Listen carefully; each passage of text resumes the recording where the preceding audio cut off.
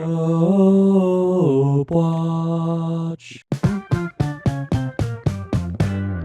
Pope Watch 2025. Ladies and gentlemen, Abe Moose Poppin'. That's right. It did not take long with one vote for black smoke and a second for white. Gentlemen, we have the first American Marxist woke Pope. Pope Leo the 14th, born April 3rd, 1959 in Buenos Aires, Argentina.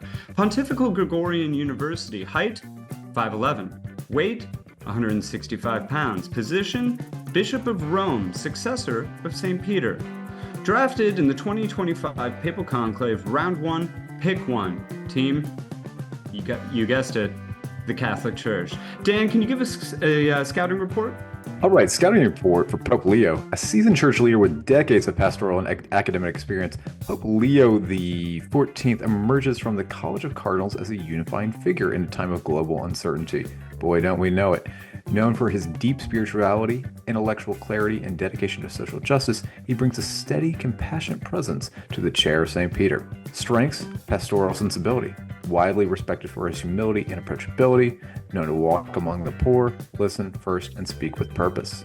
Theological depth, holds an advanced degrees in philosophy and theology, served as a professor of moral theology and a diocesan seminary rector. Diplomatic experience, worked closely with interfaith consuls and led delegations in peace-building efforts in Latin America and Africa, and then finally administrative competence. As an Archbishop of Buenos Aires, he streamlined diocesan operations and emphasized transparency and accountability. All right, leadership style, deliberative and inclusive, advocates for synodality and greater lay participation in church governance, prefers dialogue over decree, never balancing orthodoxy with an openness to modern pastoral challenges. He does have some challenges ahead, one of them being navigating continued tension between conservative and progressive wings of the church, addressing declining church attendance in the West while supporting growth in the global South, and then finally steering Vatican reform, particularly regarding financial transparency and clerical accountability. All right, Andrew, what's the projected impact of Pope Leo the 14th? You know, a lot of people are saying he's a thoughtful and strategic leader. Pope Leo the 14th is expected to prioritize healing, reform, global engagement. His papacy may be marked by quiet transformation, focusing less on grand gestures and more on renewing the church from the ground up. Could be a pretty impactful pope. Now, gentlemen, as mentioned before, this is our first American pope, and he is from Chicago, the Windy City. How do we think this will affect how he governs in the papacy? He's gonna govern pretty hard. The odds are that he has tasted the bitter root of Malort, and he's willing to wield that power. Yes, and as we know, any proud Chicagoan, he is not above getting in a fist fight at a baseball game. So I think we can look forward to something more of a street fighter in this new papacy.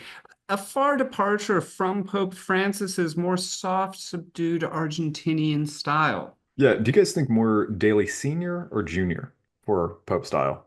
I'm gonna go senior on this one, Dan. Okay. I'm Okay. gonna have to disagree. I'm gonna say Daily Junior all day. Awesome. Great.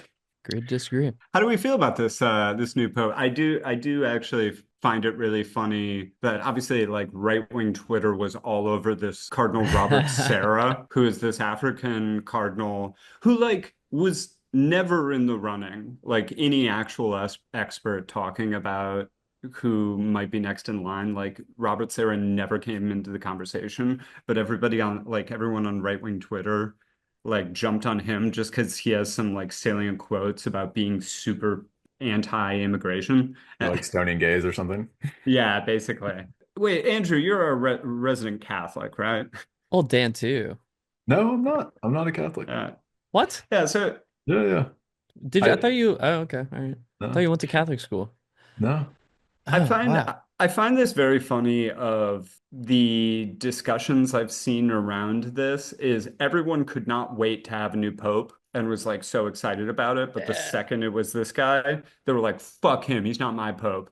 And it's like, I love the pope, but Francis was woke and he sucks. And it's like, what the Do fuck you mean that do on the people right want? and the left? I mean, on the right. I mean, I am kind of on Catholic Twitter's like algorithm because We know. a- just because, for our listeners, sometimes I slip into the replies of Catholic accounts and I basically say that all Catholics are papist, idolatrous perverts who worship a false god in Rome. So it's got me on the algorithm.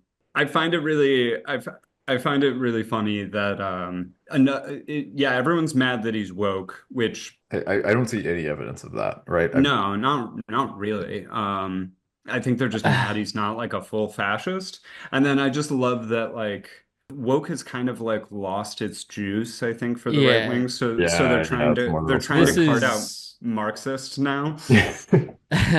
well, Well, Marxists are pretty woke anyway, so the line of woke is ever shifting, but in terms of, the modern Catholic Church, it's gone from like being gay is a choice and you're gonna burn in hell. Why would you do that? To we gotta love and accept people, but being gay is still like, although it's just another temptation that God put in front of you and you still gotta deny it. So that's like the progression of the Catholic Church, and you have to understand like this has all happened in like 30 years.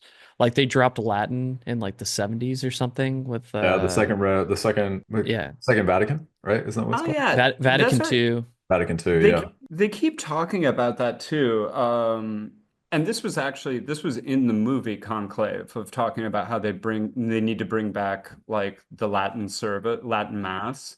Yeah. And I really feel like that is a dog whistle for like they need to bring everything about the Catholic Church back like 500 years. Like, because I don't know, it's just like for This your could be a normal blip. person. Do normal Catholics like go into mass and it's not in Latin? They're like, this fucking sucks. I hate this. There's no music in the language anymore. I don't know how deep we want to get into this, but there was like a percentage of nuns and priests who dropped out of the church when they transitioned to a more like modern, like it's Is that when transformational. you left? Like, no, I left as soon as they tried to get me in, really. I was proudly on board with the gay is not a choice and they're actually human beings, even in like eighth grade. So pat myself on the back for that one, I guess. It's not that huge of a fucking like thing to pick up Yeah, on. you're very But brave. they are trying to like they do try to indoctrinate you with that shit. I do want to give like a little background though, because like the turnover of popes in my lifetime, I was thinking about this. Like the first popening that I was witness to was Benedict, wasn't it? Yeah. it's actually given it to me out of order. So Pope John Paul II was, the Pope for over 30 years, AP2. just around 30 years. Everyone loved him. He was the first non-Italian Pope in 455 years. That just goes to show Jeez. like how consistent these people are with what they choose. And it's the Catholic Church. You think it'd be like the most conservative of all the churches, but like then evangelicals in America are like, hold my beer, and they're fucking crazy. So continuing on, we got Joseph Ratzinger. I thought there was another one actually, but he was the red Prada Pope, right? Prada wears What? shoes. Like he was like the devil incarnate sort of Pope. I Well, he was no, You he I guys was never don't heard follow of Hitler. the this guy. Pope shit as yeah, he was like a Nazi youth guy. Wasn't that He Benedict? was That was Benedict, yeah. right? Yeah, sorry, Yeah, his name is he so Pope Benedict. Sorry, there's dude, you got like you extra call him by his real names. name. You Yeah. go by extra names when you're a Catholic. Come on. Joseph Ratzinger, aka Pope Benedict the 16th, from Germany. I mean, I think you could even So, say he was from Nazi Germany. yeah, he Um, was a Hitler Youth member, right? he was a Hitler Youth member, for first pope to resign in 600 years. Oh wow. That's his notable for. Yeah, and he was pretty conservative. I think everyone fucking hated him. He resigned. I don't know why he resigned. Did he resign because of the sex allegations that had been going on or are probably still going on? That would be a I, weird thing to resign over. I mean, under his papacy was when like the Spotlight story came out and stuff. So there was Okay. a lot of So heat. he a just lot got the of heat. But I moving people mean, around. I thought that was funny. Just a breaking points this week was or last week was talking to a guy who was like a Vatican correspondent. He was talking about the new Pope, and this guy just like really had this real axe to grind with Francis, and kept coming back to this. He was involved in some sort of cover up of some priest or cardinal or whatever that was like raping nuns, which of course is like terrible. But Yeah, Ryan Grimm, friend of the show, said what we were all thinking, which is like, isn't that all of them? I figure if right. you're a cardinal or a pope, that's just like I just assume that's baked into the job is covering up the sex crimes A hundred of the percent. Catholic Church. The Pope is not the one. Just to like give a little insight into the architecture, there's like priests, all male. Everything is all male. There's hope of this guy who's actually talking about letting women join like the priesthood and becoming and like actually doing sermons and whatnot. So the progressiveness is not understated in relative to the conservative nature of I think he also has some stance on like trans people where it's not like we should behead them, which is like a huge leap forward in terms of Hmm. like religious thinking. So I don't know, like so Pope Francis was the pope before this, after the one who resigned, who wore like super I swear to God, do you guys not remember his like Devil Wear Prada shoes? Yeah, I remember I don't remember the this. Okay, all red. right. No, he Yeah. wore like red shoes. It was like how they would depict people in Little Nicky if they were like if they were like demons coming on Earth. Yeah, it's like if you met like if there was a character in Star Wars that was like an Mm. intergalactic pimp, like that's sort of what I would imagine he dressed like. Yeah, he's kind of like yeah, I'm not even gonna say it. So Pope Francis came along, obviously as like a reaction to so the self-awareness of like the bishops who are like the kind of like the Congress of the Vatican. And then Mhm. they elect, which is also super weird that they hold elections for a pope. This is all by man, right? And so like to me there's like always there's a bunch of disconnects between reality and like what divine nature that they claim to have. But obviously they prey on who they should vote for. I would love to see how realistic and like pragmatic these dialogues are. They're like, look, attendance is down 50%. Like it's like a boardroom, so a bunch of CEOs who are like regional managers talking to each other. Be like, this is what's good for the brand. We need this guy. Has And to be, right? Pope Francis did Yeah. nominate 80 of like the 200 bishops. I don't know. I actually don't know what denominator there is for how many bishops voted in this, but a large chunk of people were nominated by a super progressive previous pope. So I don't know. It's not a shock to see a progressive person come forward. Also, just with the way the world's moving, I don't think evangelical American people are interested in joining the Catholic Church. But the Catholic Church, I don't know. It's weird. I really don't see society going back towards like structured religion. And of all the religions, like Catholicism may be the most structured, has a fucking Yep. city for Christ's sake. I don't know. It's cool. It's exciting. I love that he's from Chicago, that we all lived in Chicago at some point. Mhm. So it's really interesting and new and fun. But I will say, all my Catholic school friends, what's the thing called? Cognitive dissonance? I don't know if that's the Yeah. one. The phenomenon of like this, yeah, hell yeah, we got an American Pope, big win for Trump.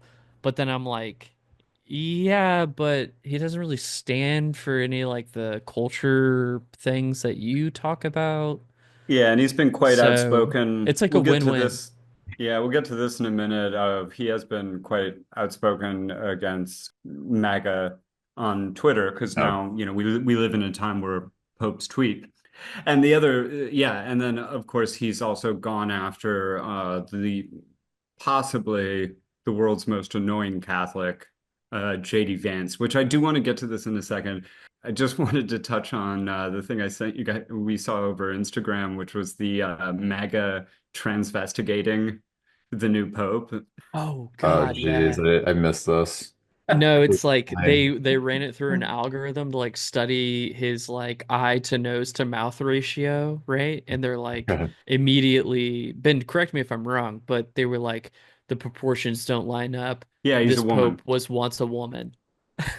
Right, Yeah, right. for anybody who's not familiar with the term, that's been kind of a new thing that I've only found out about in the last couple months is Oh, I thought you made it transvestigation. up. No, that's a word. I don't know if they call it Huh. that, but that's the word I've seen. It's like transvestigating Huh. is like it seems to be, I guess, like the modern QAnon version of like phrenology This to is like like look at people. Candace Owens going after Bridget Macron, right? Yeah, yeah. It's like Yeah. Hell yeah. it's QAnon phrenology going like looking at like the Yeah. dimensions of someone's fucking jawline and determining that they used to be a man or a woman. And it's very funny because I feel like a lot of these people who are doing this are like having to find some scientific way to suppress their gay thoughts. It's like, oh, I think this dude's hot. He must have used to be a chick. Well, Yeah. God because they damn. were doing it for what's a Dylan Mulvaney, Right, right. and they were Let's like, not Megan Kelly Oh, getting the into this. Budweiser Yeah. person? yeah, and Yeah. Is that the one that all it right. was like yeah, because it was like actually I think Dylan Mulvaney was always a woman.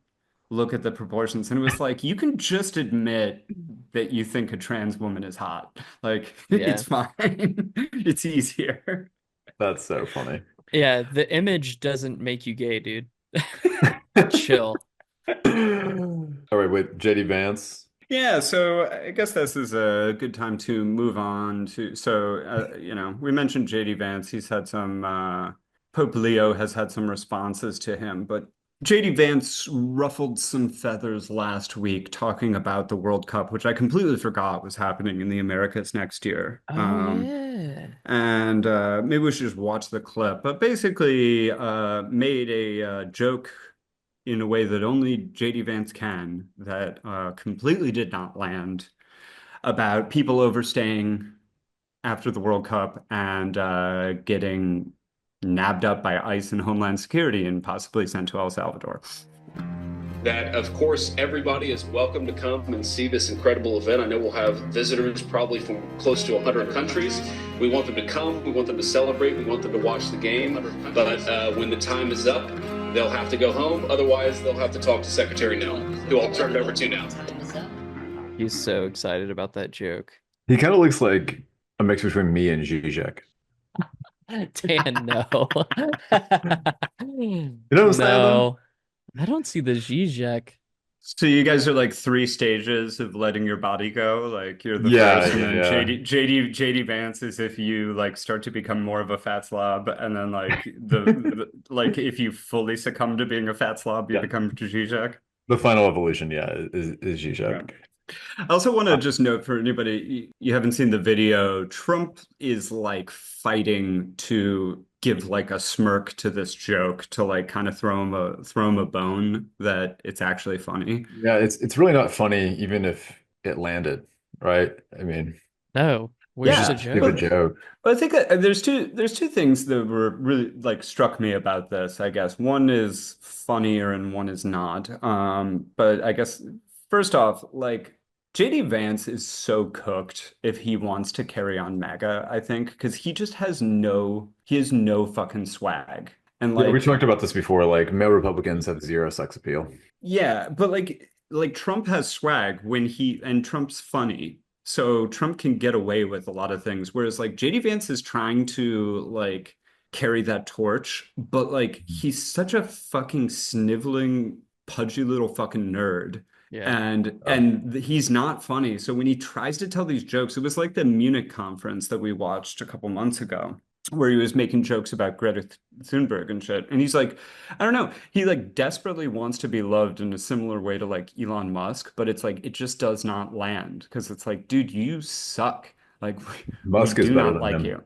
Yeah. I got Because I yeah. think Musk is doing things out of like a genuine, you can explain away Musk's actions. I feel like all of JD Vance's actions are like him fighting some sort of repression or hatred of himself. And if I could explain that just a little bit further, like the book he wrote, Hillbilly Elegy, just does nothing but trash like poor people and the people that he came from, his family. It's not Yeah, him it's saying, not an "This is where I empathetic come from." portrayal of working class America. Right. Yeah. It shows like indignation and like spite and like I don't like these people. They're not trying hard. And so he Yeah. strikes me as someone who comes from an area that he despises, wants to run away from, and he wants to reinvent himself because of it, because he has so much shame about who he is and where he came from. Look, I get it. Like I live in Kentucky right now. I don't like the people I see, but like I there's get definitely a it. lot, They're but I understand dogs. they're dogs, but they're still human, you know? Like I don't like I don't want their lives to be fucking miserable. I actually think we would all benefit if they were less miserable and if like we all had better education, etc. I think that's the way out of it. I think he's taken a very selfish way out of it where he wrote a fucking book like dehumanizing these people and talking shit about them. Is that what the book is about? I've only seen the movie, and the movie I thought was more of I've not a seen the movie. It's not a love letter home, like which I That's a good point. yeah, It is I not a think love is letter accurate. home. It's no, I haven't read the book in full disclosure, but I've read enough like synopses of it to where I feel like I can, and I've seen him talk. Just because he fucking wrote a book with hillbilly in the name and claims Appalachia, which Yeah. apparently I actually kind of forgot how I used to say Appalachia, but Appalachia. I think I used to say Appalachia. It's not. It's Appalachia, or okay. as JD Vance says, Appalachia. He's changed his name like 3 or 4 times because like he took his stepdad's name on, then he changed it back. He changed like his first name, but it still held the JD. I can't remember the fucking uh And no matter what he did, he still got bullied. and then he later in life he found some sort of like kinship with the ideology of Catholicism.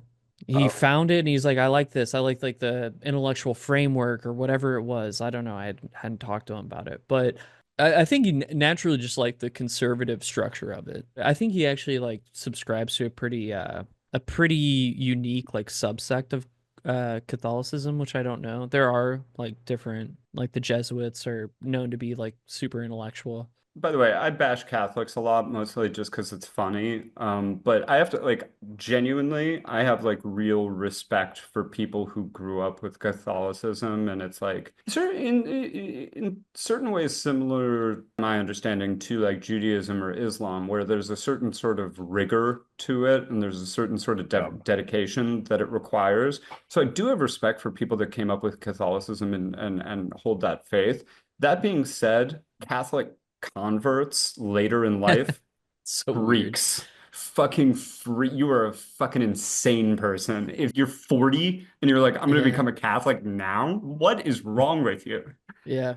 And I tell you, he was surrounded by Baptist, Methodist. I don't know where he's from, Middletown, Ohio, I think is where he's from. Or like he Uh, claims Appalachia He's because not from Appalachia. no, Yeah, he would yeah, like but go he there claims on it because his weekends with his grandmother was family buried or there. something. Yeah. Yeah. I don't know. It just bothers me so much because my wife is from Kentucky. She is like proper Southern, and I have the bad cholesterol to prove that.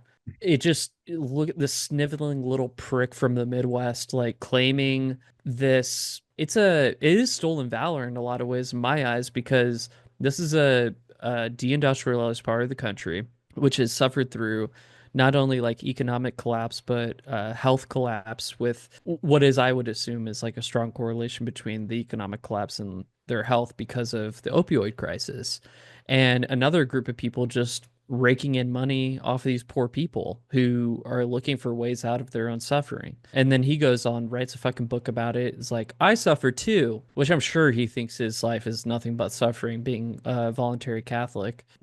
I might be yeah. going a little hard right now, but fuck him. Yeah, he is seriously like my least favorite type of politician. And I'm glad that I don't think he stands a fucking chance in being the next president of the United States because whatever charisma or energy or because I think Trump does have like this even though he's a fucking billionaire, he says the right things. I don't even think Vance, given a script, could say it in a convincing Yeah. way. Exactly. Trump has the intangibles. Yeah, Vance kind of makes me think of like a MAGA version of Pete Buttigieg, where it's like you can do all Hmm. your like nerd ass homework you want on every aspect of this, and Yeah. you just don't have the riz. You just don't. And it's not gonna fucking happen. But Yeah, I I mean, I suppose remember basically Vance's high point was right after that debate, and people actually thought that he and Harris had this like intellectual debate versus this was right after the Biden and Trump debate, and people, after months of Vance looking like a moron, actually had, I don't know if you call it respect, but some kind of like for Vance or that he had some appeal, and it's completely gone right back down since he's been vice yeah, president. They put him out there a yeah, lot. I just don't think it's working. yeah, he'd be better to stay. He'd be better to back off. Like He's most the of Yeah. us most done. like himself and genuine on a fucking formal debate stage. Like Yeah. that is his area of expertise for sure. Yeah, I mean, when we Yeah. talked to Zay Jelani, he had a good point. He's like, Vance loves this stuff. He loves political banter. He's just Hmm. not compelling. No, and I think like it's good. Like he can intellectualize and he can be an author of some conservative doctrine. That just that sounds like a great place for him, Yeah, and what he likes to do. But no, like he's not. And I think that's like why Trump picked him. Is like this guy's not a fucking threat. yeah, Yeah. yeah. But what a fucking loser.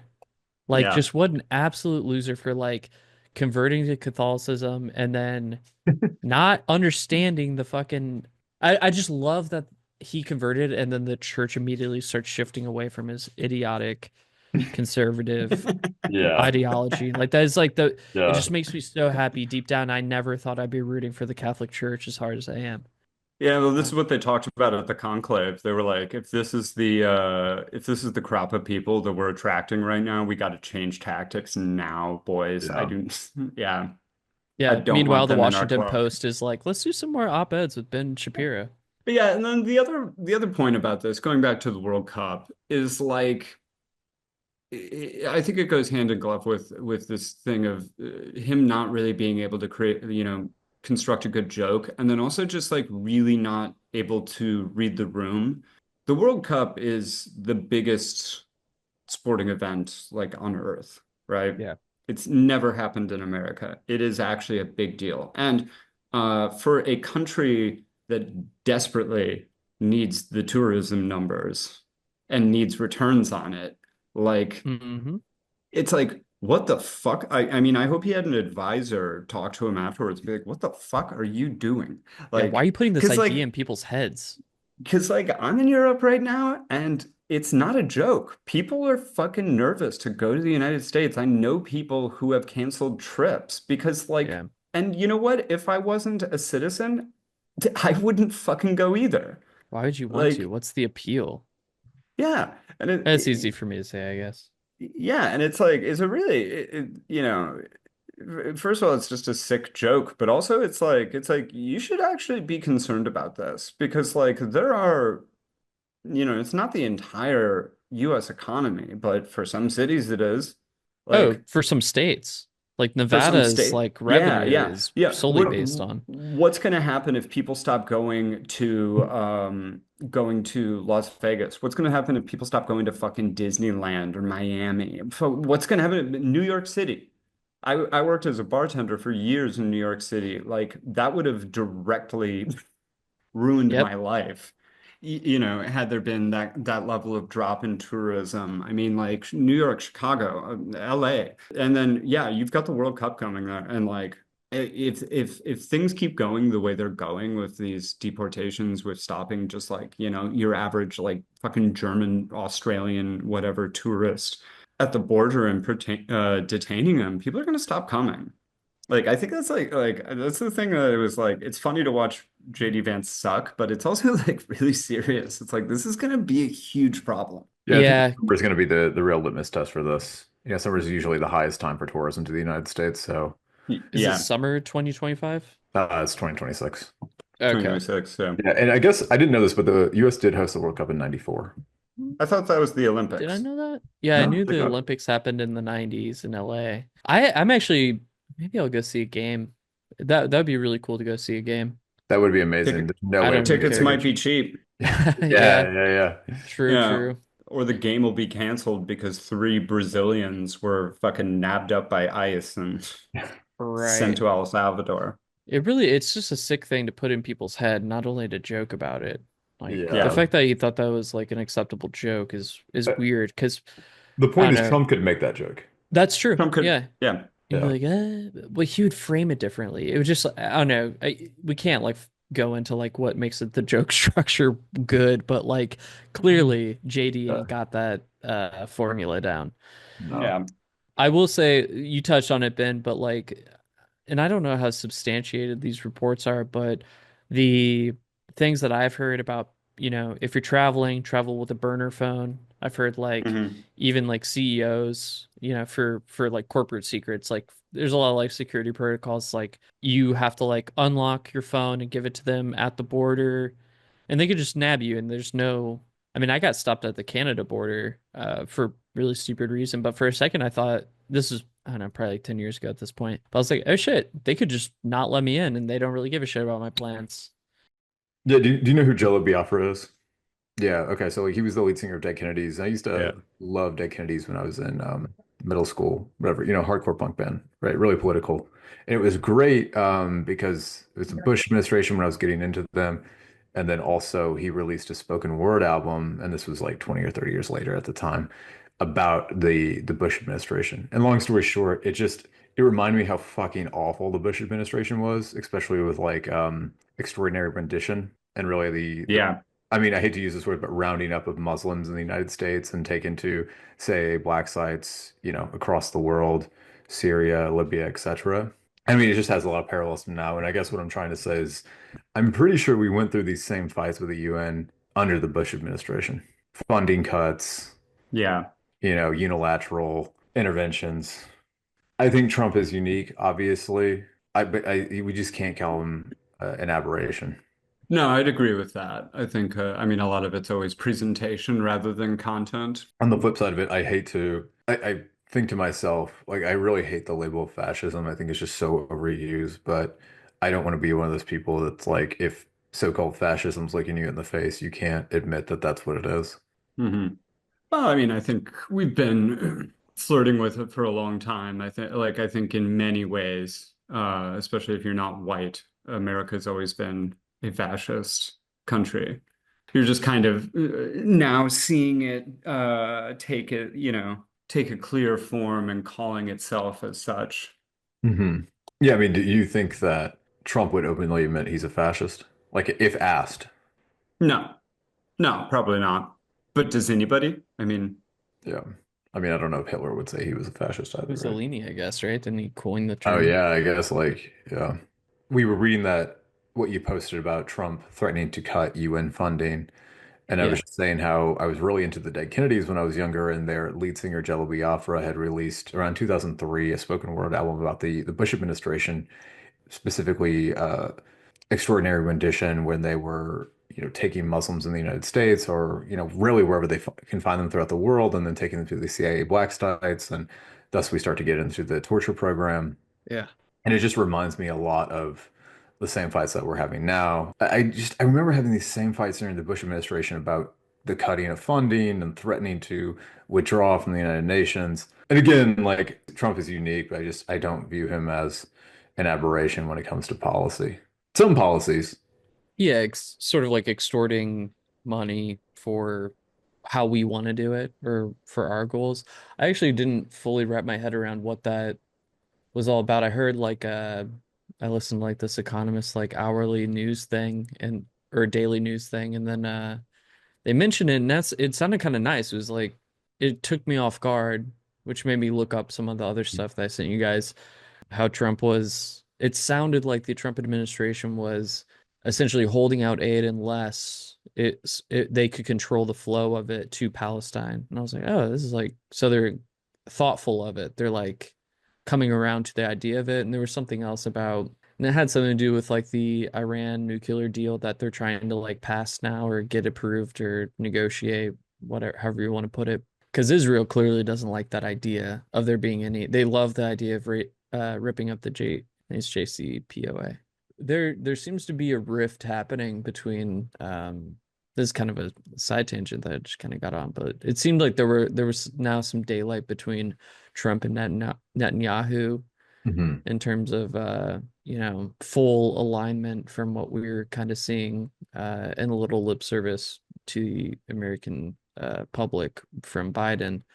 And Trump, I believe, will actually like, if you piss off Trump, like he actually will do some just like stupid shit. So there is actually like hope.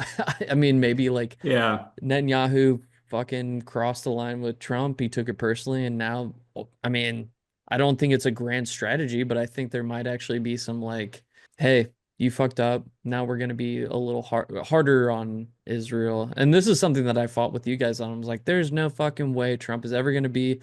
But you start fucking with his pride a little bit, and there might be That's something, some That's the reckoning. thing. Yeah, Yeah, this that's was the the thing hope. yeah, that's the thing I've always said was like it was never a guarantee and it was never likely, but there's always the X factor possibility. And Trump, much like I think Biden was the only president who could have got us out of Afghanistan, Trump is the only president who could ever actually sever ties with Israel.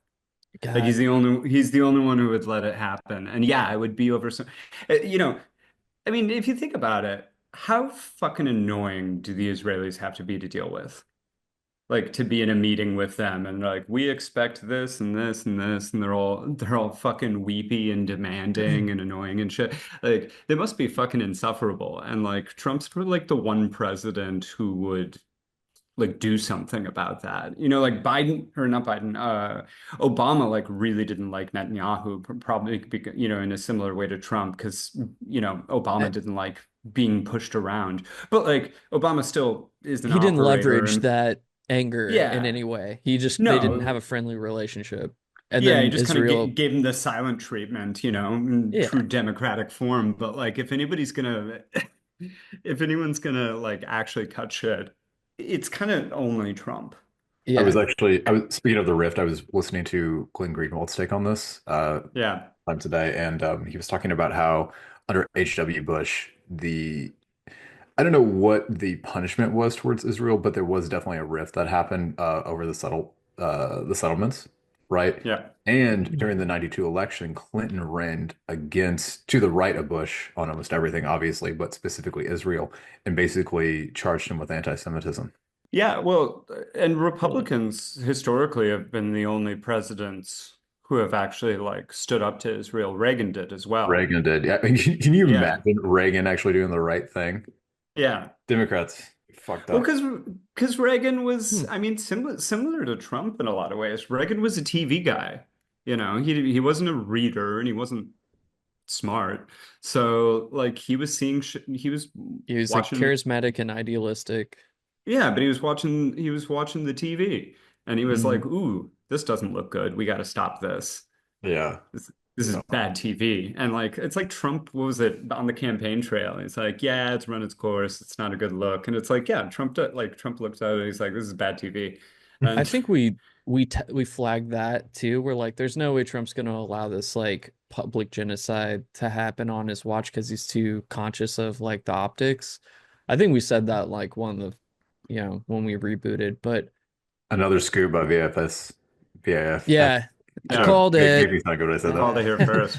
But I mean, we saw that part coming, and it almost seemed like Israel was at some point just like, all right, fucking get it in while we can, while we got this like Yeah. complicit regime or whatever, what you want to call whatever Biden was, Collaborators. collaborators. Yeah, I mean, we're still Enablers. enablers. Did we look it up last time? Like, we're still giving them money. Like, we're still arming Hmm. them. Like, there's nothing that a country can do that would break our addiction to selling people weapons. Like that Yeah. is just our bread and butter as Americans. This is my big beef with this, like, what must have been electoral year journalism is like we don't get articles anymore about how much we're sending to Israel, which I'm sure we are, right? Not Hmm. Yeah, I think we Ukraine. talked about it last week actually. I mean, there Yeah. haven't been big spending bills like just for sending them money, but we're still sending them money. Can we talk about the rift? I heard Glenn's segment and I've seen some headlines, but I don't know the details. Yeah, it's new to me too. I was just reading about it this morning. There was also an added factor to it's Waltz, the national security advisor that got demoted to Yeah. UN ambassador. Is that what it was? Yeah. Yeah. Um, he apparently had been using some.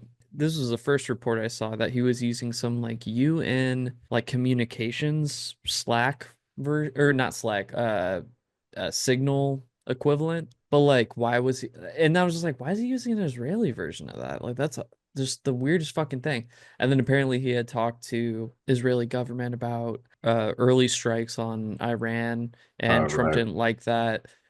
So that was kind of like the suggestion of why he got outed, which is honestly like again another W for Trump.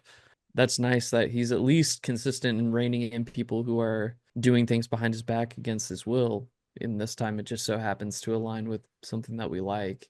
But that was like the initial thing that I heard, and then there was like all these other small things that just keep. So I think there's news in the future that's going to probably come out about like the rift Yeah, I mean, I Yeah. guess So by virtue of I'm not. actually pursuing a deal with with Iran to with Iran. get Yeah. nuclear Mhm. deal. Yeah. Could you fill me in Yeah. with the Greenwald thing? Sorry, Ben. What were you saying? I'm just looking at the Jerusalem Post. May 11th, Netanyahu-Trump relationship strained over differing Middle East solutions, per NBC. So I've been seeing a lot of this on Twitter, mostly coming from Israeli outfits, not as much from. I haven't seen anything in like the New York Times about it. But yeah, so unnamed sources, Mike Huckabee tweeted out that their relationship is strong or whatever. But so we have a few things here of Totally Netanyahu aims to normal. take, yeah. Netanyahu aims to take out Iran's nuclear facilities, while Trump sees an opportunity to remove the Iranian threat by making a nuclear deal, the sources commented. So we know about this. He wants to get a deal because uh, still, I think everything about him being president is all roads lead back to like owning Obama. People have looked at like what his nuclear deal might be, and it might just be the deal that Right. Obama struck, but with Trump's name on it, which honestly, fine. Give Sure. it to him. Yeah. Yeah, we could get so much legislation through if we just put Trump's name on all of it. I'm fine with that. Um, Give him a medal every time. I Uh, feel like the Democrats will somehow find a way to undermine it if that's the case. yeah. I don't know if I agree. I mean, I don't think they're as reactionary. Nah. I definitely feel like the Republicans are reactionary, but like Yeah. if you packaged up like universal health care and call it like Patriot Health, like Yeah. I think the Democrats would be wise enough to be like, all right, sure, whatever. Yeah. I'm undermining my own argument. Like I know the Democrats are spineless, so they can't undermine anything. They would support it either way. Yeah, Yeah. yeah. They're not going to fight. What are you Yeah. talking about? Yeah. Another difference was highlighted when Trump, quote, blindsided Netanyahu by announcing a ceasefire proposal with the Yemeni Houthi terror group, leading to Netanyahu announcing that Israel would, quote, defend itself. Netanyahu was particularly upset when Trump said that he had yet to decide whether Iran would be allowed to enrich uranium under the ongoing nuclear deal currently being negotiated, the two U.S. officials claimed. So yeah, and then further, Trump is frustrated with Netanyahu's decision to expand IDF operations in Gaza. That's not surprising. Trump is upset Netanyahu with has that. been, yeah, Netanyahu has been frustrated for weeks with Trump's refusal to support airstrikes on Iranian nuclear facilities and continued negotiations, according to all sources NBC spoke with. Israel is, quote, worried about any deal, one of the U.S. officials said. Seems like a really Uh, rational group of people to deal with. yeah, right. Yeah, so I mean, it's the same old thing. I completely forgot about the ceasefire with the Houthis, so they were Yeah. really mad about that.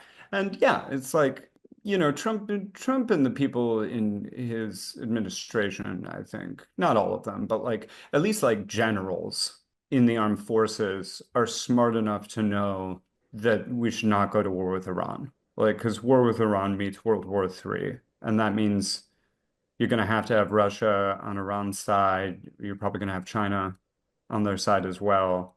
You're going to have Pakistan.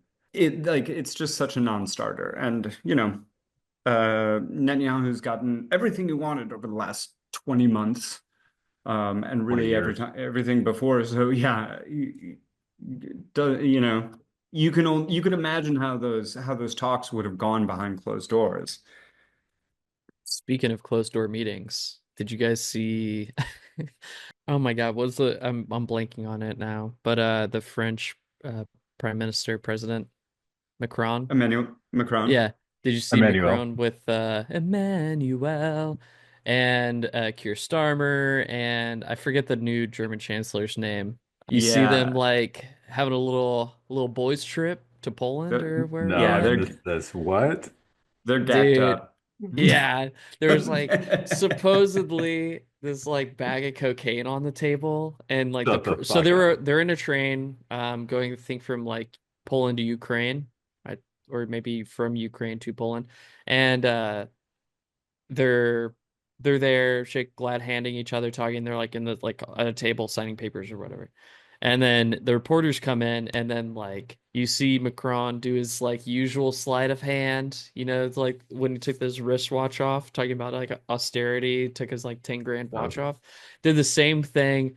And it's even emphasized by this like cold, like just immediate, like they all stop talking. Like he grabs the bag off the table and kind of like puts it in his pocket or under the table.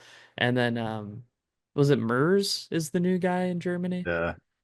He has this, uh, little like, well, what people are calling like a Coke spoon or a straw or something. I don't see this group of dudes doing Uh, it, but there's a video, dude. Yeah, the You nightmare should pull it blunt up. rotation. Jeez. Yeah, it is for a real. nightmare blunt rotation for sure.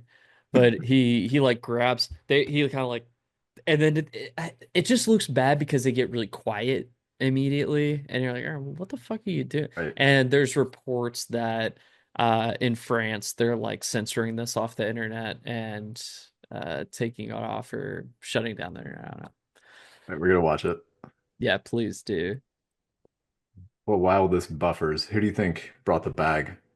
Who do you think had the best Coke? Ooh, I France has a good chance. Nah, Germany. That's for sure the best like party drug scene, right?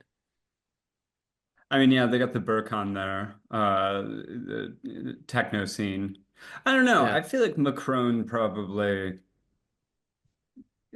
is on that good shit. I don't know if you could find pure stuff in England, frankly. You got to Yeah, go to Ben, let us know. Liverpool. Ben, do some research. But I mean, Starmer's definitely a drunk, and he's a posh Englishman, and they fucking love cocaine. So it all scans. Oh, Dude, you just got to see okay. the sleight of hand and like the realization or whatever. I mean, Yeah. it could be a napkin, it could be, and then he's just trying to like clean up the table or whatever. But it was, Likely excuse. Yeah.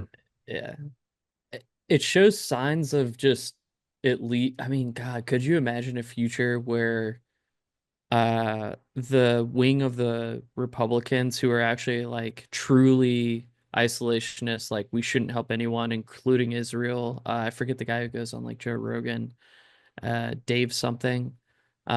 Dave Yes. Smith.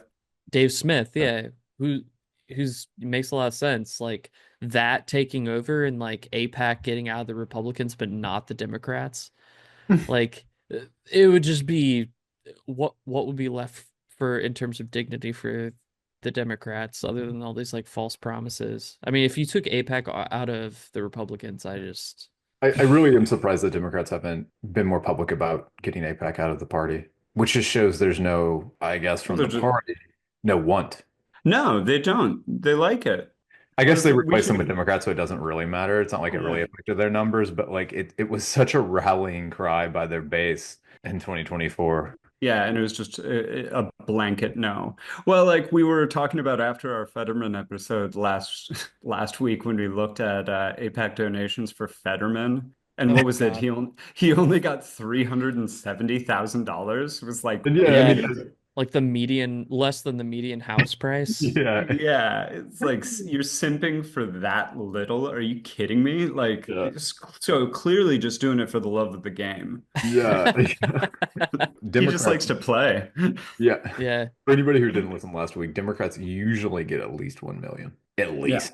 And I mean, Republicans are pretty cheap. I think they can be bought for about five figures or so, sometimes six.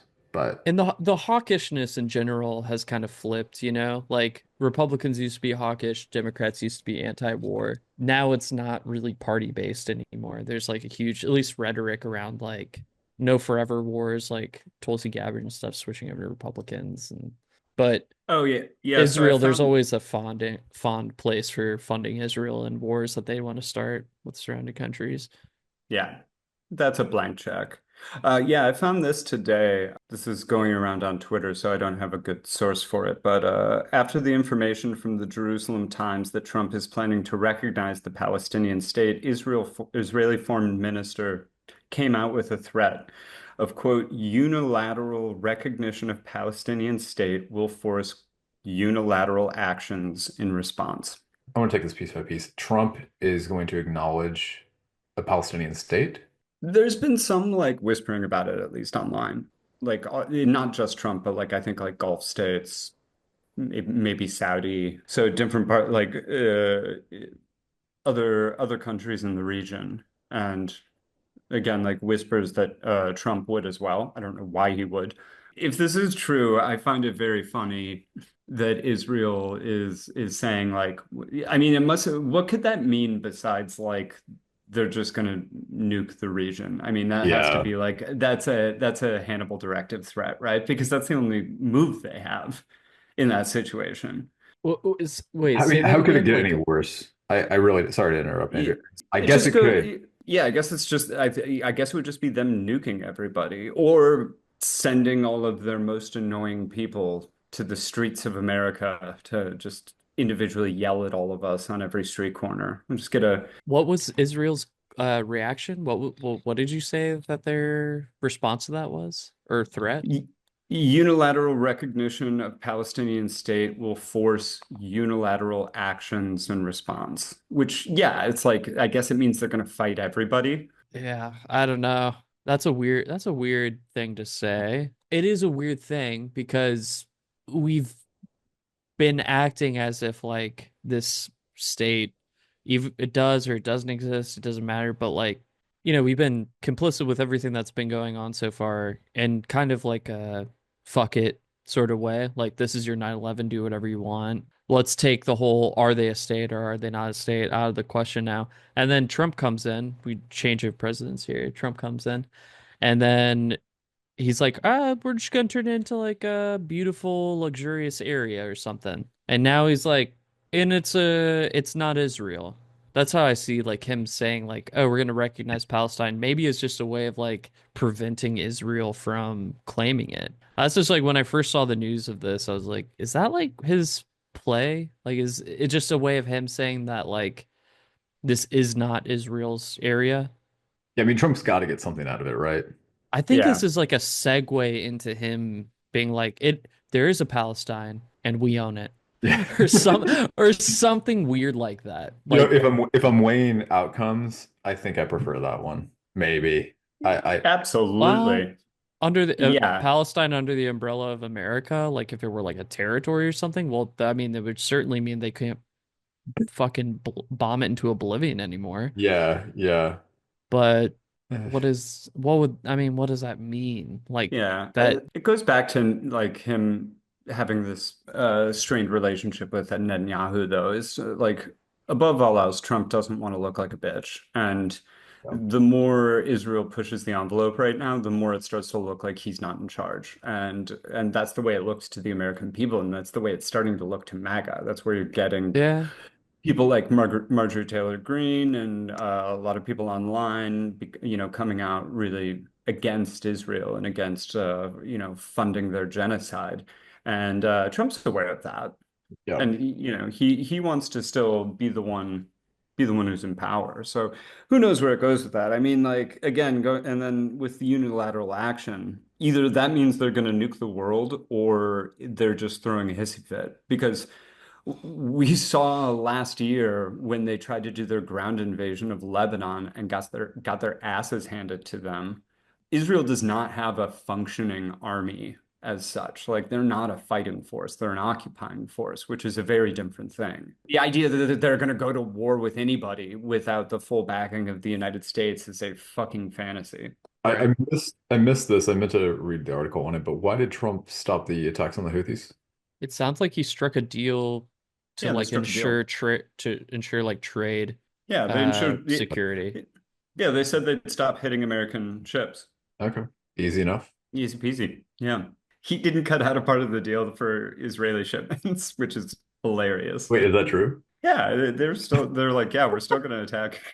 I was gonna say, like, that seems to contradict their claim to be in solidarity with Gaza, but oh wait, Yeah. I guess not. It's the most Trump thing ever, though. He's like, just Yeah. don't fuck with our money. You can do whatever you want to them. That's their problem. It's what the people voted for. Yeah. I mean, if something does happen, it's nice to have a president who actually listens to their base. Yeah. Well, and That's all you can hope for. I think the other thing that's not being properly reported is that probably the U.S. military was getting its ass handed to it in the Red Sea. It was not going well. Like they were getting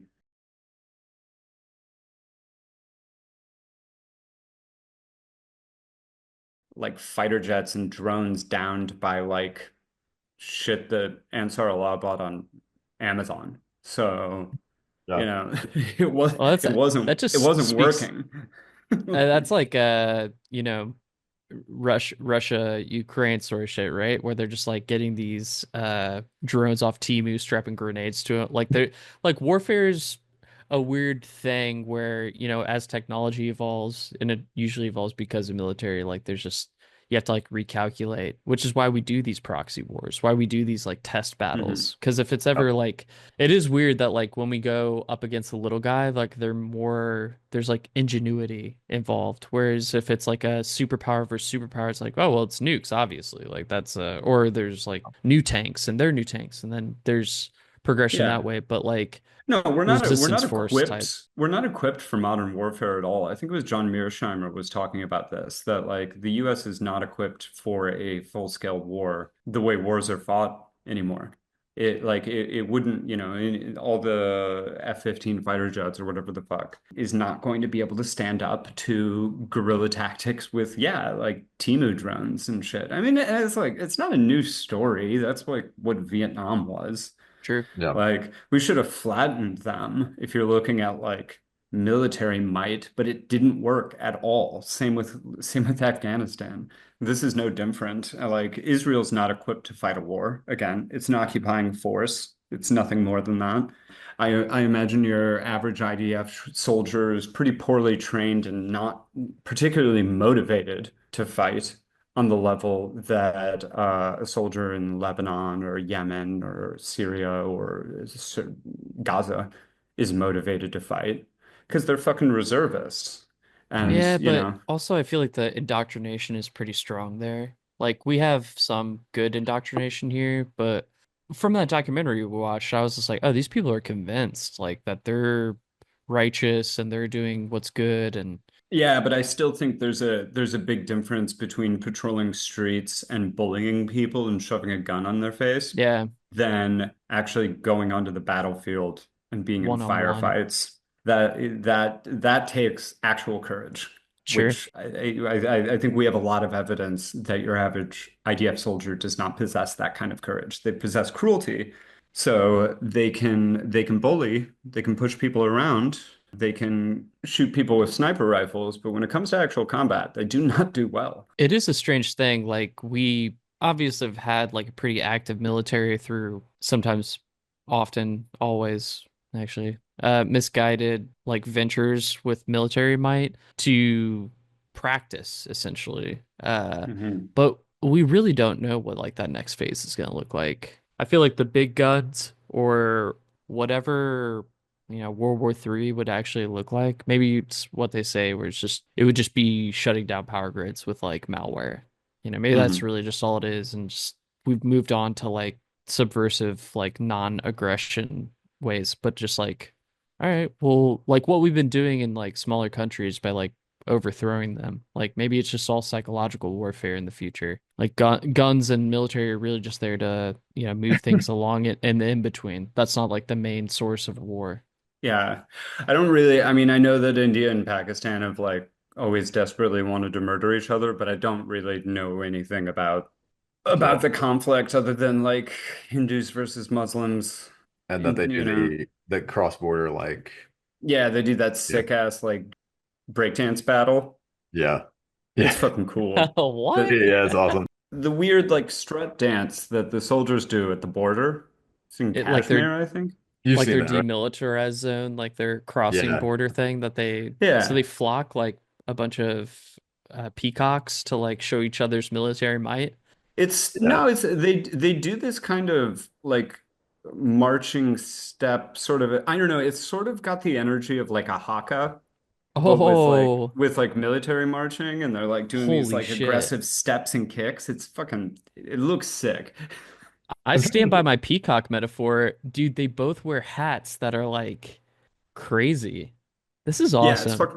it's fucking baller. It's cool I as remember the shit. first time I saw it was it was like a short film, I think at Tribeca or something like that, and you're just stunned. I mean, it's pageantry, right? It's Yeah. very Oh cool. yeah.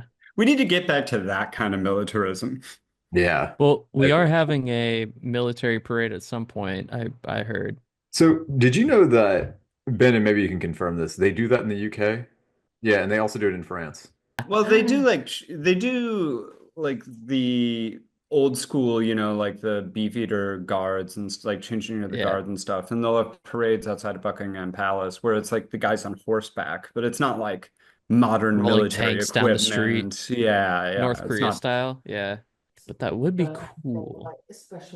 Yeah, it's usually it's not for the military though. It's for like the monarch's birthday and shit like that. Which is so much Yeah, worse. Yeah, I was yeah, gonna say, I'm like, this That's is an so open much more argument. lame than just like being like, yeah. look at all the sick guns we have. Honestly, celebrate gun culture in America. We should. It's insane that love guns so much here, but we're like, we don't really need to show them off. Actually, that's like the most casual thing I've ever seen in America. Is just like we love our guns individually, but like you can't see my stash. And we spend so much more on military than like healthcare or anything else, any other like social service. But they're like, yeah, we're gonna There should be gun parades, but like not the US government, but like localized like a county individuals. fair kind of thing where it's Yeah, like Yeah. members of the community do a parade with like their sickest gun mods, that's what I'm saying. Like the you Westminster know? gun show. Yeah, but it's like yeah, it's like Mr. guys Gunshot. walking and they're like this is a modded out pistol grip Uh-huh. AR-15 and it's got a gold Wu-Tang symbol on it. Like it's Yeah. yeah, stuff like that. Like Yeah, yeah. Yeah, that'd be I'm here Dude, for cool. it. normalize it. Okay, so the UK does not have tanks going through the streets. They do have military parades. No. It's just the soldiers. However, France does have tanks going through the streets. That's Do to it. make Bring up it. for I think we their should shitty I think showing we in should World do War it. II, though. Yeah, why not? Dude, we have them. We have them like in Yeah. local precincts. Like Yeah, fucking bring them out. Yeah, we need that's the the local Every precinct fucking county in America parade. could have a goddamn military parade. yeah, that's the thing is like small towns in like Arkansas with like 2,000 people in it, like their police forces have a tank for no Yeah. reason. Thanks, Obama. Yeah. Yep. Um, No, I thought that was Clinton. He signed the thing that was it that Clinton? gave I, I thought it police was Bush. I remember reading especially that, yes, it was there, and then Obama ramped it up. I think Obama also ended it. typical. Yeah. It's not ended. It still goes on. Oh, yeah, I'm sure. Just reroute the money somewhere. Maybe we should mention Mayor of Newark was Right. detained Yeah. last week at a protest. Didn't you hear he's trespassing though? So like Okay, maybe never mind. if he just didn't break the law, Yeah, okay, Hmm. never mind. Lock we're a him up. society I of didn't know that. rules. Yeah, that's pretty fucked up. I didn't believe it, and then I looked into it, and I was like, oh God. Yeah. Judges, mayors, local officials. Well, this is They did release Rumasa Osturk, which was good. That's good. Yeah. I Yeah. guess we every show we have to have a little update of who's been released and also who's been nabbed up. Yeah. Because yeah, these are I don't have a ton of new thoughts on it. I mean, we've said it all before. But the Newark mayor was, you know, a big one. It was just another, you know, I think it's more the same of acting with impunity for its own sake stuff like JD Vance's comments, like, yeah, he sucks at making jokes, but also I still think cruelty is intentional in this, projecting cruelty, acting with Yeah. cruelty. I mean, I don't think it's a mistake that people who are actually trying to go through the legal channels of gaining green cards or gaining visas or becoming U.S. citizens are going to their immigration meetings to, do it the right way, as people like to call it, the way you're, quote unquote, supposed to do it, and then they're getting nabbed up by ICE. I don't think that's on accident. I think it's on purpose. That's why you're seeing more stories of that than you're seeing any kind of like rapist and murderer or whatever getting nabbed up. They want to project that no one's safe. This can happen to anybody, and it's done with impunity, and it's done with a level of randomness, just to make everybody looking over their shoulders, not trusting their neighbors, and just generally living in a state of fear of the state. Yeah, I mean their stated mandate is what, to like get rid of hardened criminals, right? Like that's Yeah, everyone can agree. It's like, okay, yeah, I mean like if they're here, undocumented and they're like on the run or something, like the old trope used to be like fleeing to Mexico if you're running from the authorities. But and that somehow is kind of reversed to like Venezuela sending like all their like criminal citizens to America. Their violent crimes have gone down 70% or something like that, Trump claimed. And with the implication that they're coming here, not that they're like Department of like Statistics is probably twisting those numbers, but the people that they're arresting are the documented ones, and it's because that's the lowest hanging fruit. You know who they are, you know where they live, you know where they're going to be when they show up to these court proceedings. The hard thing is rooting out and doing real detective work of the people who are catch and release. That did happen under Biden, but I would love to see, and it's going to be impossible to know, but like they're not deporting 60,000 like hardened criminals. I don't think there are like yeah. 60,000 like murderers and rapists that have been sent here. That No just way. seems like an insane No. number. And their And again, that's goal, not I the think, is a point. million by the end of the year. Yeah, and again, that's not the point. And like, people should never forget who is steering this policy. And it's not JD Vance and it's not Donald Trump. It's a man by the name of Stephen Miller. And Stephen Miller is like a dyed-in-the-wool full white nationalist. He's not just an America First guy or just a MAGA guy or whatever. Like, like in the way that you would someone like Trump, his relationships are transactional, and like, he can get along with someone from the Gulf states or an African leader or Vladimir Putin or Xi Jinping or whatever. He can respect anybody if there's like a positive transactional quality to it. Stephen Miller is cut from a different cloth. I do think people throw around the Nazi thing way too much, obviously, when they're talking about MAGA, but when you're talking about Stephen Miller, it's absolutely accurate. That guy is a full-on, like, David Duke loving white supremacist. I think if I were to summarize like what you're saying, like he's like a eugenics type Nazi person. Like he thinks there's hierarchy of humans. Yeah, and that's why, I go back to, it's not just that these people are easier to get so they can, put more numbers on the scoreboard. I think that's absolutely true, Andrew, but I think for someone like Stephen Miller, the people who have come to the United States, maybe illegally, maybe not, or maybe as a refugee status, who come to the United States and get married and have kids and work a job, are members of their community and, work and live peaceful, decent lives. Those people are an infinitely greater threat to the project of someone like Stephen Miller than an MS-13 gang member is. It's like what we were talking about last week of the idea of like Palestinians living side by side Israelis in the West Bank is like antithetical to the whole project. And I think it's the same for the likes of Stephen Miller. Those people go against the worldview that he's trying to paint for people, which is that America needs to be a white country and that anybody who's not white is inherently lesser, is inherently dangerous, is inherently unwelcome. So actually, it benefits his project to get rid of good people because When it's happening to, let's say, your neighbor Miguel, who's lived there for 30 years and has 4 kids and has a wife who's an American Right. citizen and works, construction or whatever, that guy does way more to damage Stephen Miller's project than an actual MS-13 gang member. Hmm. Because he actually puts the lie to that white supremacist worldview. And I think that's really important to understand when you're looking at why these are being done in seemingly such a stupid, arbitrary way. It's arbitrary, but I think there's a method to it being arbitrary. Yeah, that's a good point of just about like that's what I think could is ultimately the solution is just like people breaking the myth that they have in their head with real life examples in front of them and drawing the connection of like that's the only is getting offline and meeting people and realizing what the world actually is because these phantoms and ghosts of like the boogeyman that Mhm. we're constantly painted with in the media, it doesn't exist in that way or that scale. Like there's Mhm. Yeah. true nightmares and horrors in this world, but it's not the fucking dude trying to just make a little money and send it back home and doing the job you don't want to do. But there's also capital in demonizing that person. Yeah.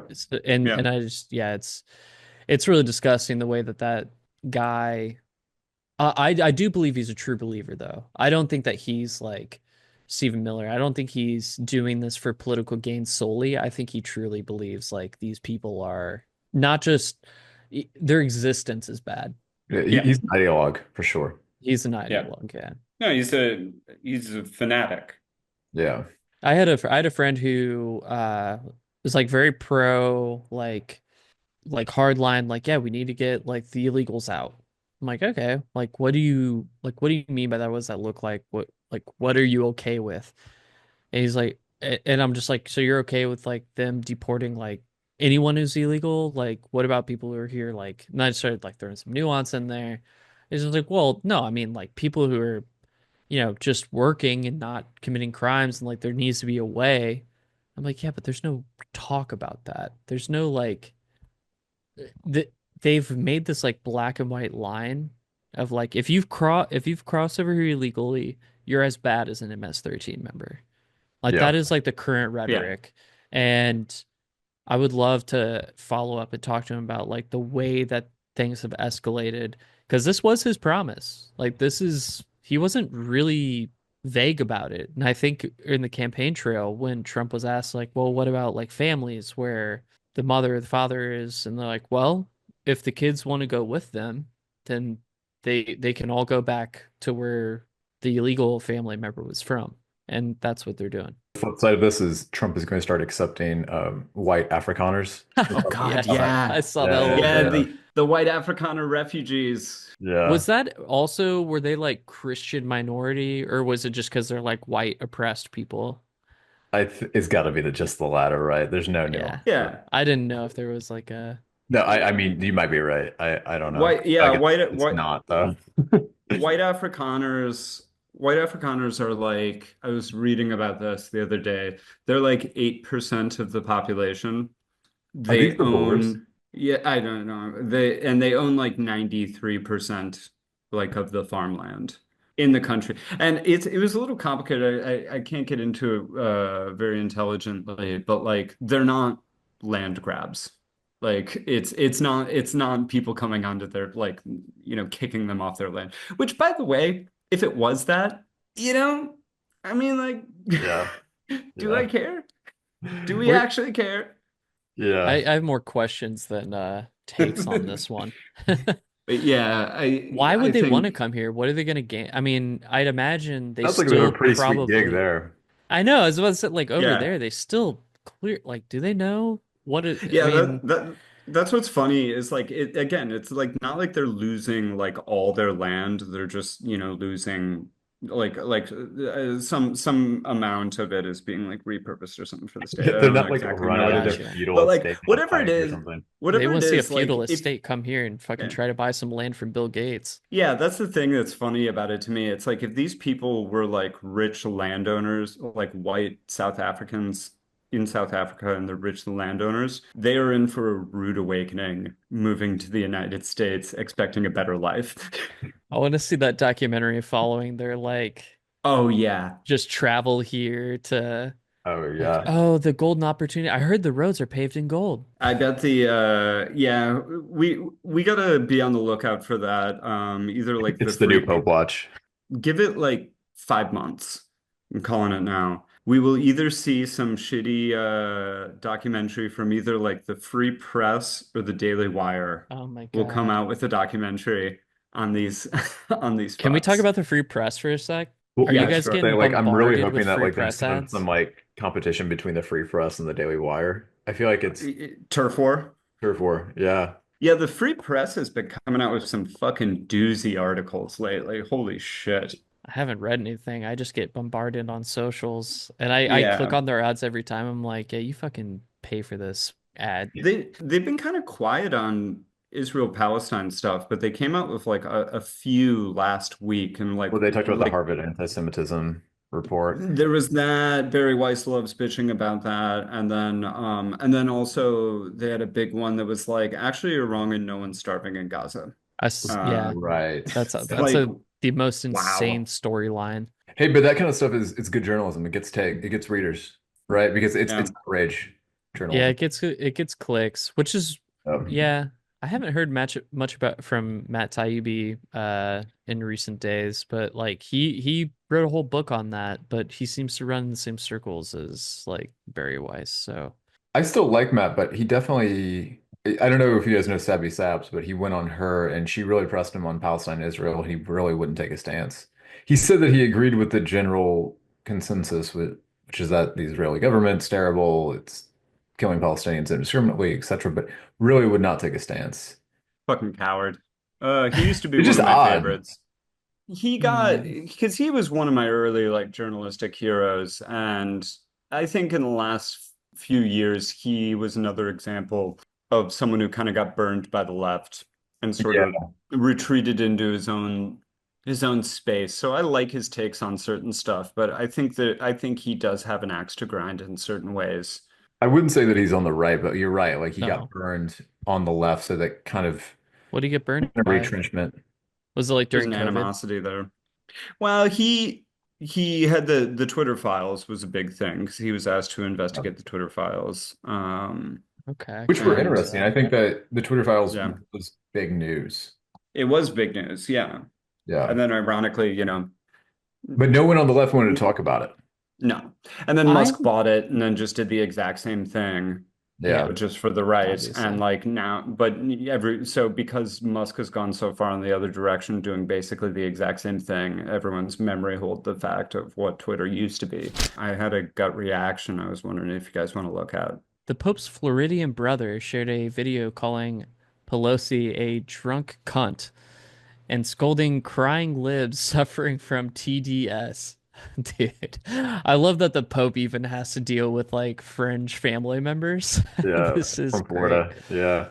Oh, and the Well, picture, by the way, the picture is beautiful because like you've got both of them side by side. So you've got Pope Leo, who's, a older gentleman, but like not looks like he's in pretty good shape, takes good care of himself, he's got good Yeah. skin. He's a, yeah, he's a decently handsome man yeah, of dusty old man. 70 or whatever, he's what you'd expect. And then his brother Lou, who's this big jowly like tan fat guy in like kind of a Tommy Bahama like Yeah.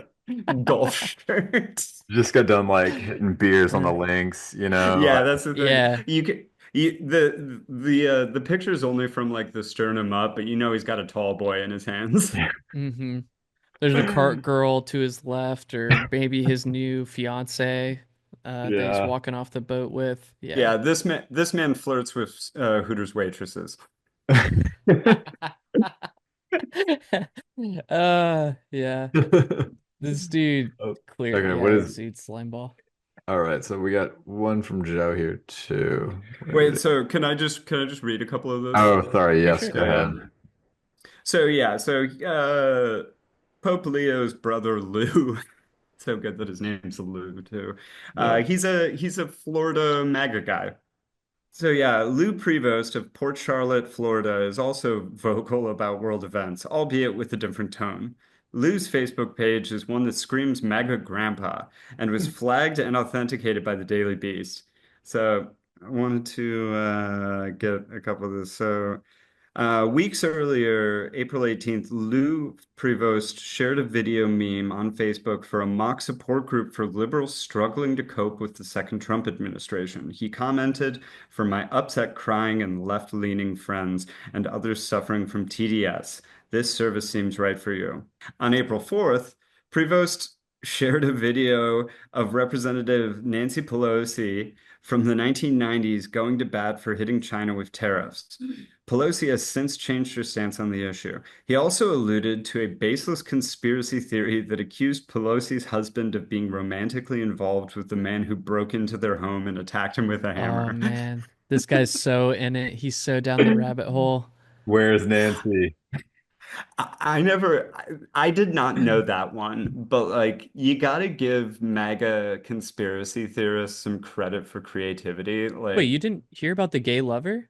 Oh no. yeah. Oh Oh yeah, that was yeah. part of it. That was part of the whole thing. Yeah, there's some prominent people promoted that story. On another Facebook, on another post from another Facebook user who commented, "These fucking liberals crying about tariffs is just unreal. Do they not know that there is a thing called video? Just listen to what this drunk cunt has to say in the mid 90s, long before her husband had grinder dates."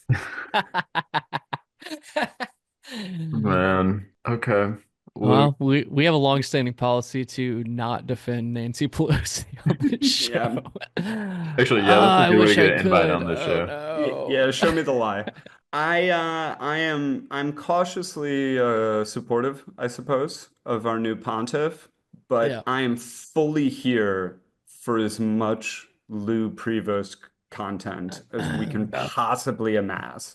I'm gonna Because try to yeah, find him right now The on Pope there's Facebook. and n anti-Pope. there's nothing more of our time than the Pope having a drunk Florida man who's just wild on Facebook It named Lou. is So Facebook is a Lou, toxin for yeah, elderly. it needs to be turned off. Like all this talk about like 4chan and Discord, no one talks about boomers with Facebook. It's much more insidious.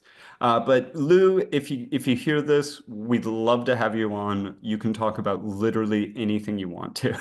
Donald Trump is reportedly ready to accept a luxury plane described to be palace in the sky being offered to the US president as a gift from Qatar's royal family, almost immediately igniting accusations of bribery and corruption as well as commensurate criticism. Yeah, a statement from the Yeah. Qatar on Sunday acknowledged that it had held discussions with the U.S. about the possible transfer of a plane to be used temporarily by Trump as his presidential aircraft, usurping Air Force One. Wow.